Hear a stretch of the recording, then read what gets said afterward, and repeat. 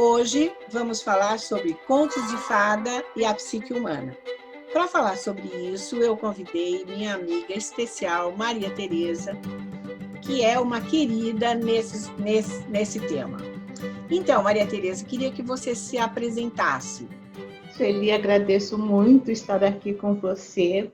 Um carinho muito especial mesmo, que já deve ter mais de 25 anos. Foi ontem, né, Sueli? Foi ontem. Está na nossa alma, né? É Está na verdade. nossa alma. Para muito sempre. É verdade. Para sempre. Me chamo Maria Tereza Nape Moreno, sou psicóloga, sou doutora em psicologia clínica pela PUC, no Núcleo de Psicossomática e Psicologia Hospitalar. Fiz PUC, na época em psicologia eram 6 anos. Sim.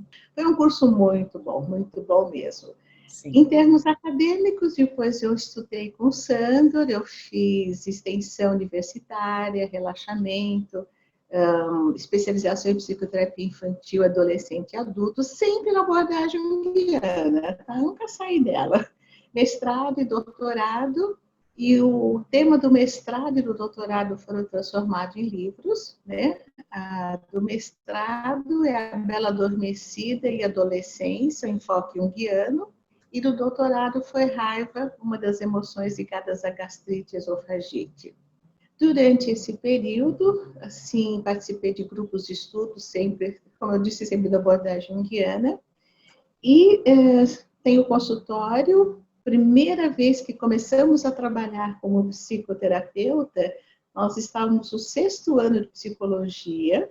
A Isabela de Santos foi a nossa supervisora e ela que assinava pela parte do nosso atendimento. Éramos 9 pessoas alugando uma sala.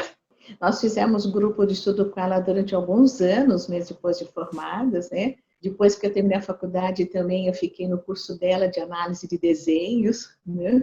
O Sandor, eu tive aula com ele na faculdade, aí ele foi meu analista, mas ele foi também meu co-orientador no mestrado, paralelo ao consultório.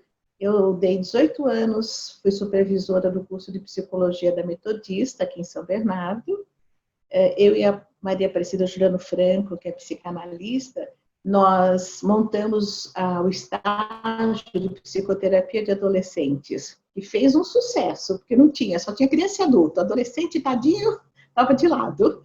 Depois, eu fui 3 anos e meio, fui na Unib, aí eu dava aula de metodologia, de psicologia de desenvolvimento.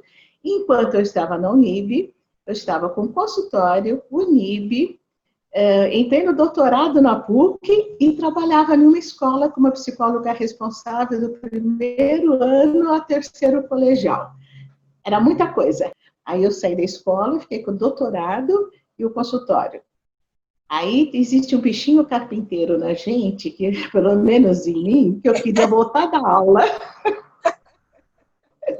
E aí eu voltei a dar aula no Centro Universitário de Santo André. Aqui eu tanto dava aula de psicologia hospitalar, dei aula sobre avaliação de desenhos e testes, dei supervisão em psicologia hospitalar, psicossomática, adolescentes, trabalhamos com os idosos. Foi um trabalho super variado, muito gostoso, né? Aí eu terminei o doutorado e desde 2004 eu também dou aula em Salvador, no Instituto Junguiano da Bahia.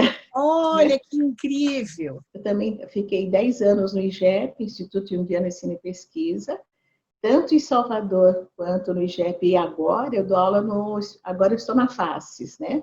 Dei aula na Unifil, tudo em cursos de especialização, eu continuo dando aula, né?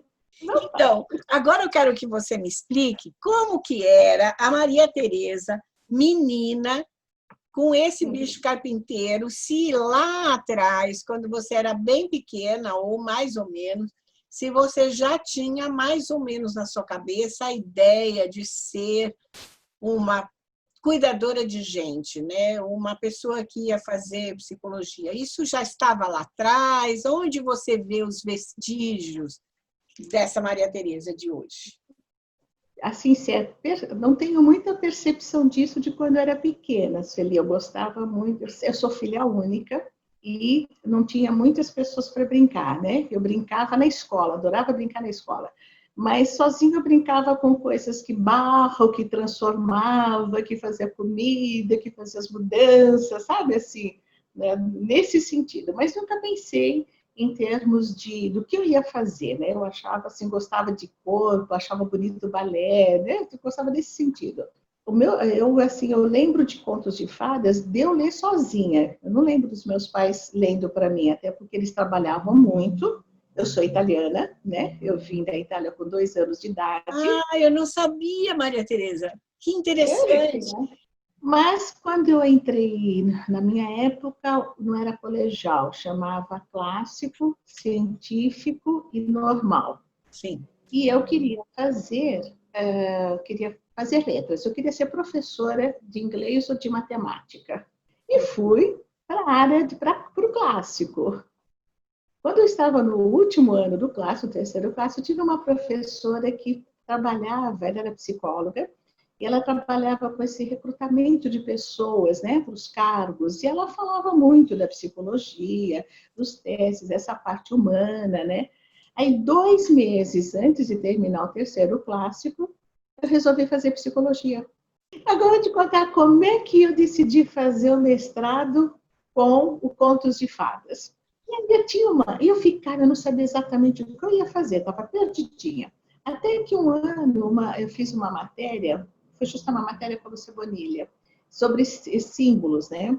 E nessa matéria, uma colega foi fazer um trabalho sobre contos de fadas japoneses em crianças de 6, 7 anos de idade. E ela foi para o Japão, ela era japonesa, foi para o Japão, ficou um período lá, e trabalhou sobre alguns contos, sobre a figura do demônio, coisas assim no conto, e aí ela apresentou isso e ela, num dia de projetos, a gente tinha muito mais contato, e ela falou que o projeto dela era com contos de fadas. E foi assim que surgiu a minha dissertação de mestrado. E na época eu queria fazer 3 contos, A Bela Adormecida, o Peter Pan e A Mulher que Perdeu a Cabeça, né? E eu lembro que eu apliquei os 3 no pessoal, do pessoal da 5ª série e do 3º colegial. Mas, no exame de qualificação, o Sandor falou assim, estava o Sandor, a Matilde e a Lúcia Bonilha, né? O Sandor falou assim para elas, você vai ficar só com A Bela Adormecida, senão você não vai acabar nunca. Eu me defendi em agosto de 90 e o Sandor faleceu em janeiro de 92. E eu acho que realmente a gente tem que fazer essa reverência, né, aos mestres que nos ensinaram. Né? E no mestrado, eu li o conto para o pessoal do 5º ano, né, da 5ª série, 3º colegial. Depois que eu li o conto, eu pedi para eles desenharem qualquer parte do conto e depois, de uma outra folha, escreverem sobre o que eles quiseram dizer no desenho. E isso é o que eu faço até hoje, quando eu dou aula de contos de fadas, nos cursos de especialização. Se eu for trabalhar com grupos, eu também faço da mesma forma. E no consultório, com os pacientes, eu costumo fazer da seguinte forma. Eu digo o seguinte, Sueli, tem vários modos de trabalhar com contos de fadas, né? Tem pessoas que leem o conto, tem pessoas que mandam ler o conto. Cada um trabalha da sua forma, aquela que mais se identifica, né? Sim. A forma que eu me identifico. Assim, em algum momento, determinado momento do processo, eu não tenho uma coisa rígida, tipo assim, na entrevista ou no meio, não, depende do momento. Eu pergunto para o paciente qual conto de fada que mais marcou na vida dele, tanto do lado positivo, o que ele gostou mais ou o que ele gostou menos, né? E eu peço para ele me contar a história. E aí ele conta e eu peço para desenhar. Então, vou trazer um exemplo, tá? Tinha um paciente que ele veio para mim, ele estava separado da segunda esposa, com grande dificuldade da troca afetiva, né? Ele queria voltar com a segunda esposa, mas ele não conseguia se trocar com ela. Quando ele chegava assim no consultório, ele me cumprimentava assim, olha, sabe, o braço estendido assim para trás, grudado, a mão, ele não conseguia esticar a mão. Em um determinado momento do processo, eu fiz essa pergunta para ele, do conto de fada, e ele lembrava da Cinderela, né? Então eu pedi, ele contou um pouco sobre a Cinderela e eu pedi para ele desenhar a parte do conto que estava chamando a atenção dele, né? O que ele desenhou? Foi tão lindo, ele desenhou uma escada, aqui em cima da escada uma moça que ia descer, aqui embaixo da escada era ele que ia subir e no meio da escada o sapatinho. Então, naquele momento, a psique dele estava dizendo assim, olha, a relação com a tua ânima, a troca está bem próxima. E realmente foi muito bonito, porque depois ele voltou com ela, e há uns anos atrás eu ainda soube dele como estava, tudo bem, sabe? Se ele fez aquele encontro, foi lindo. Todo esse trabalho, ele é surpreendente, né? Sempre. Agora eu vou contar também uma coisa que machucou. Um paciente que ele tinha usado muita maconha, teve crises de psicose da maconha, e tinha uma relação muito difícil com a mãe, era um puer, né? E quando eu falei do conto de fada, ele disse que o que marcou para ele era o patinho feio. E o patinho feio, o que ele sabe falar, que ele sabia falar, não era o que ele lembrava, era o que a mãe contava para ele. Diz que ele tinha uns 3 anos de idade, 4, a mãe contava para ele a história do patinho feio, e quando dizia que ele ia procurar a mãe, que ele estava, né, queria conhecer a família dela, ele chorava, chorava, chorava, chorava. E a mãe repetia a história várias vezes, só até aí. Quando eu conversei com ele estava com 40 e poucos anos, ele nunca tinha lido o Patinho Feio até o fim, e ele não sabia que o Patinho Feio era um cisne. Esse é o exemplo que eu falo assim, se eu tivesse lido a história antes, eu não teria tido toda essa riqueza do que ele trouxe depois. E a gente fez todo um trabalho em relação a isso, né? Sim, com certeza. Mas, olha...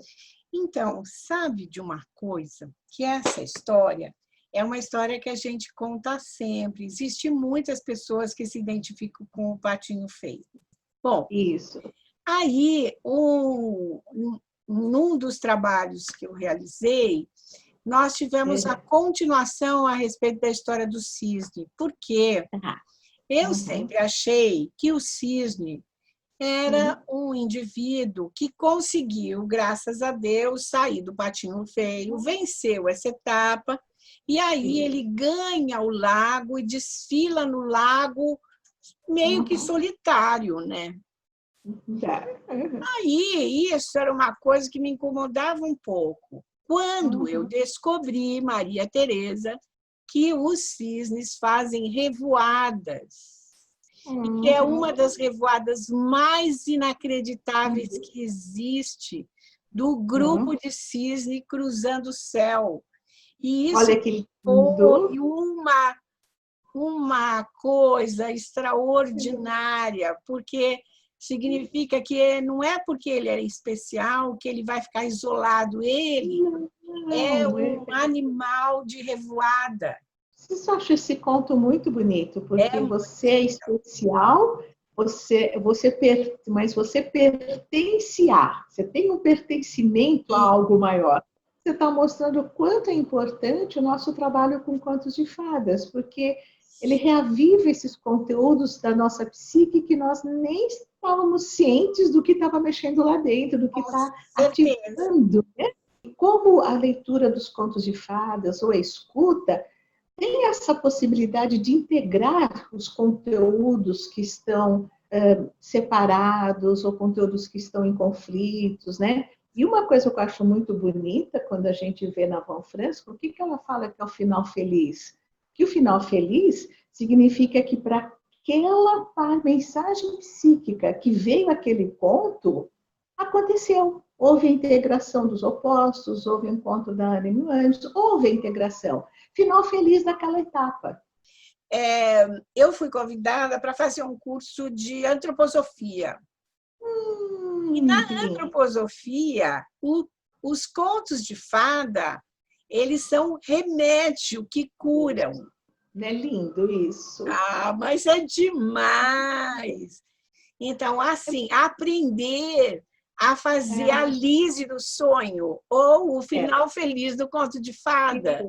E de você completar todo o processo E, por detrás disso, eles têm toda uma análise de como faz o conto de fadas ser aquilo que você precisa, que a sua alma necessita. Muito rico.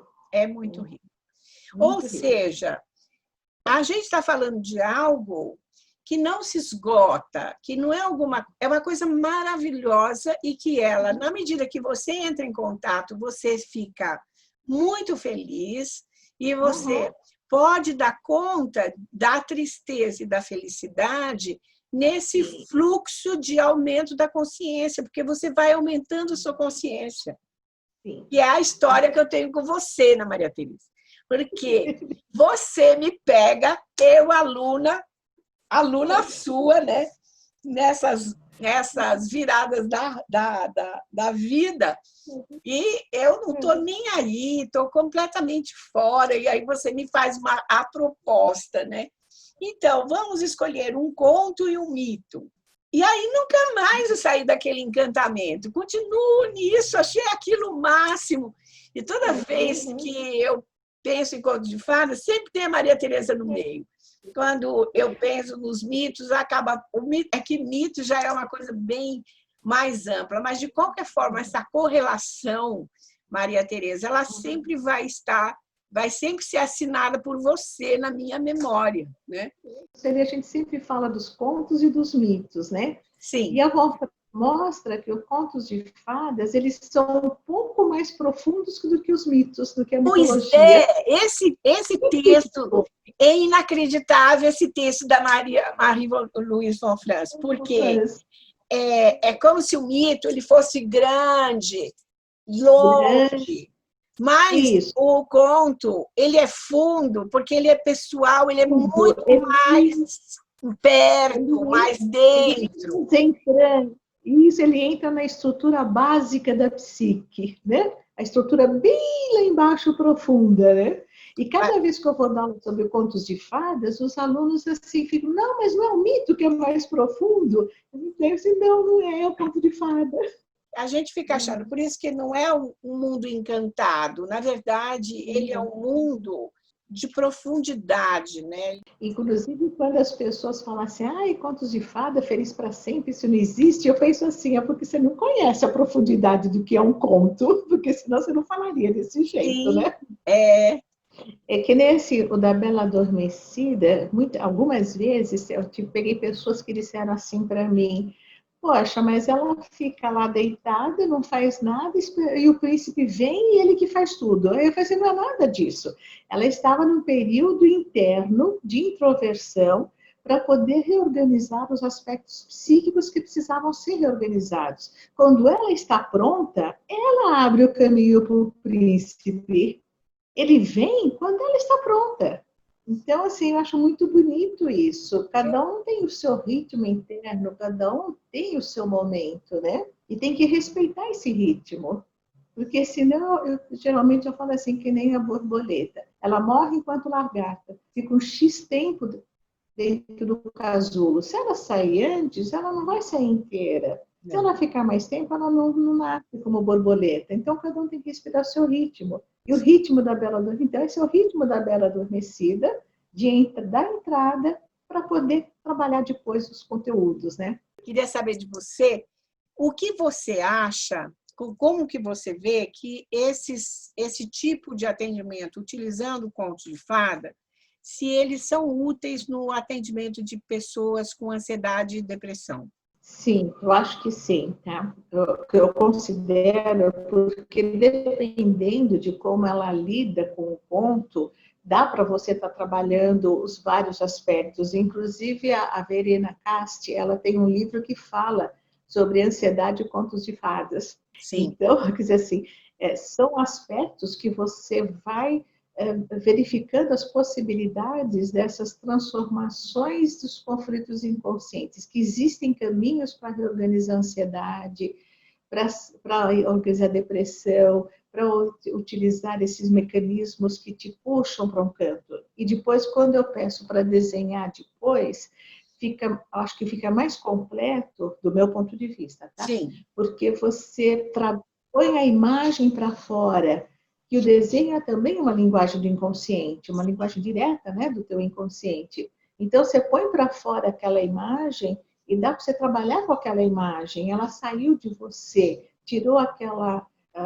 Você desvitalizou aquele excesso que estava dentro de você, vamos dizer negativo entre aspas, puxando para o direcionamento psíquico não muito bom, está ali fora, você trabalha com aquela imagem, você tem a possibilidade de ir transformando, porque muitas vezes eu peço continuidade dos desenhos, né? Então, vai se transformando o percursor disso até chegar num ponto que a pessoa sente assim, agora tá bem, agora cheguei onde eu queria chegar, tá aqui o caminho. Isso é o processo de elaboração simbólica, tão necessário para que você consiga seguir, né? Eu vou dar um exemplo falando de desenho. Em uma aula que eu dei para especialização, eu fiz a dinâmica da Bela Adormecida, que eu expliquei, fiz toda a dinâmica que nem expliquei agora. Aí uma das alunas, ela tinha grupo de supervisão com ela. Então, na sala de aula, ela falou assim, olha, eu vou levar, você não precisa ver o meu agora, que eu levo para o grupo de supervisão. Chegando no dia do grupo de supervisão, ela trouxe o desenho que ela fez da Bela Adormecida no dia. Aí ela falou assim, como eu emprestei para todo mundo o giz de cera, eu só fiquei com verde e marrom. Então, quando eu cheguei em casa, eu falei assim, pô, mas eu não queria fazer verde e marrom, e fui fazer o desenho tudo outra vez. Ela não percebeu o que eu vou contar. Quando chegou no grupo de supervisão, ela mostrou o desenho que ela fez de manhã, o desenho que ela fez em casa, que cor que ela fez em casa? Verde e marrom. Quer dizer, todas as cores, ela em casa, ela estava com todas as cores. Mas a psique dela se expressou de manhã em verde e marrom, e quando chegou em casa foi de verde e marrom, e ela não percebeu. Quando ela mostrou no grupo de supervisão, todo mundo olhou para ela assim, aí que ela caiu em si, que ela tinha feito exatamente as mesmas cores e o mesmo desenho. Não percebeu, porque não se dá conta, que nem aquilo que você disse. A pessoa chega no consultório e fala assim, nossa, você colocou isso aqui? Aí você olha e fala assim, não, sempre esteve aí. Às vezes, Maria Tereza, eu fico pensando, nossa, será que eu pus isso agora? Mas sempre esteve aí. Às vezes eu mesma fico em dúvida, como é que pode? Então, isso é que eu acho inacreditável, porque quando nós estamos falando de técnicas expressivas, né? De como você usa o desenho, de como você usa o stand play, de como você usa os estados alterados de consciência através do trabalho corporal, de como você conversa, todas essas coisas, e toda a nossa disponibilidade no atendimento do paciente, é esse acesso ao inconsciente, aquilo que está encoberto e aquilo que poderia ajudar tanto o paciente a sair da situação em que ele se encontra, né? Porque muitos pacientes chegam totalmente sem saída, né? Sim. E uma coisa super importante, Sueli, assim, é que a gente aprende a conhecer o paciente e saber se você pode usar determinada técnica ou não, né? Então, Sim. assim, eu tenho pacientes que nunca quiseram fazer a calatonia, nunca. Tenho pacientes que querem de vez em quando, outros que querem sempre. Tem pacientes que nem enxergam que faz caixa de areia, tem outros que querem o sunplay, né? Pacientes que desenham. Então, assim, e tem pacientes que passam o processo inteiro sem usar nenhum tipo de recurso expressivo. Exatamente. Então, eu acho que isso é importante, o nosso feeling também, né? Dessa percepção e respeito pela dinâmica de cada um, né? Maria Tereza, eu agradeço demais a nossa entrevista. Eu gostaria que você, para terminar, que você deixasse um recado, deixasse uma contribuição que você acha que poderia ser importante para o final da nossa conversa. Eu acho que, assim, quando você está inteira no processo e você se trabalha também, né, Sueli, nossas próprias psicoterapias, supervisões, estudo, essa doação que você faz, que você está junto com o seu paciente, junto, esse acolhimento, esse não julgamento do que ele está te trazendo, isso faz com que ele possa confiar nele mesmo, né? Se você confia, ele se solta e se reencontra, né? E muito cuidado com as nossas transferências, né? Com certeza. Se pegar o paciente no colo e querer levar para casa, né? Também não Isso pode. também não pode. Então, eu sempre falo que esse nosso trabalho, que é um trabalho do inconsciente, né? Ela exige respeito e ética para um acolhimento amoroso, no sentido também, no sentido de um amor incondicional, de você receber incondicionalmente a pessoa como ela é, para que ela siga o caminho que ela veio fazer, o que ela tem como objetivo pessoal, né? Como é que as pessoas entram em contato com você? O e-mail é mteresa com S, nap, na, 2 P's de Paulo e de igreja, @yahoo.com.br. E pelo WhatsApp, 11, né, São Paulo, 994867141. Então, eu quero agradecer você muitíssimo, Maria Tereza. Você não sabe quanto que eu estou esperando você, né? Porque você me deu um caldo daqueles. Olha, qual que foi o conto que eu escolhi para fazer a dissertação de mestrado? 100 anos dormindo, 100 anos. Eu sou lenta para algumas transformações, eu demoro um pouco, eu demoro um X tempo. Mas depois, quando ela está para acordar, antes mesmo de acordar, ela já começa a deixar toda a floresta ficar sem espinhos, possibilitando a entrada do príncipe e ajudando ele até vencer o dragão ou a feiticeira, né? Obrigada por você ter me esperado. Eu ia esperar você, Maria Tereza, não adianta você dizer. Muito obrigada, Sueli. Foi muito gostoso estar aqui com você. Foi muito bom, assim, muito obrigada mesmo por estar participando e parabéns pelo seu projeto. Parabéns a Bianca, que está sempre aí junto com você. É inestimável o trabalho que vocês estão fazendo. Então, muito obrigada a você para a gente ter escrito um pouquinho mais na pedra dos vídeos a história da nossa vida, né? Porque a gente está falando da história de uma vida, né? A minha, a sua, né? Então, espero que vocês todos tenham gostado da entrevista, que curtam esse vídeo, se inscrevam no nosso canal e aguardem as próximas entrevistas. Até lá!